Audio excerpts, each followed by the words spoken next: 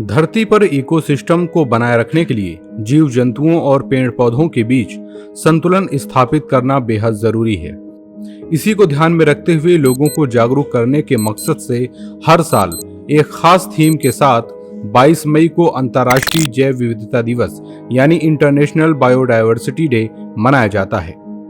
वर्तमान समय में प्रदूषण और प्रकृति के बदलते मिजाज के कारण पृथ्वी की पारिस्थितिकी तंत्र काफी खराब हो चुकी है।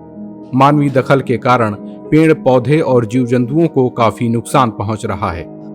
साधारण लोगों की तरह ही ये जीव जंतु और पेड़ पौधे भी इस धरती के अभिन्न अंग हैं।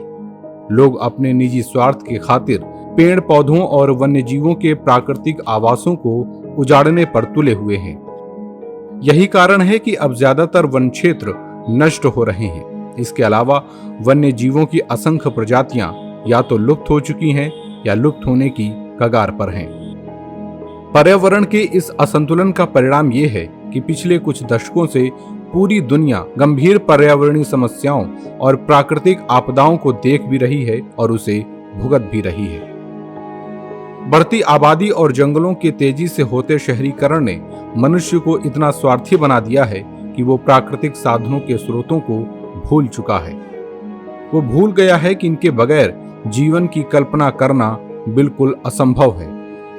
हमें समय रहते सचेत हो जाना चाहिए, क्योंकि बायोडायवर्सिटी की समृद्धि ही धरती को रहने योग्य और जीवन यापन के योग्य बनाती है।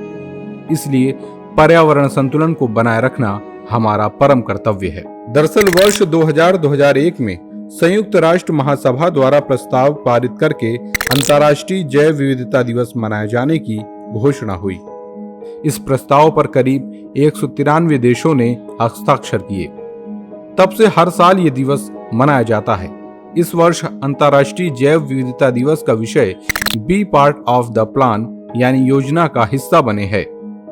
ये थीम इस बात पर जोर देती है कि हम सभी व्यक्तिगत और सामूहिक रूप से जैव विविधता को संरक्षित करने के लिए जिम्मेदार हैं।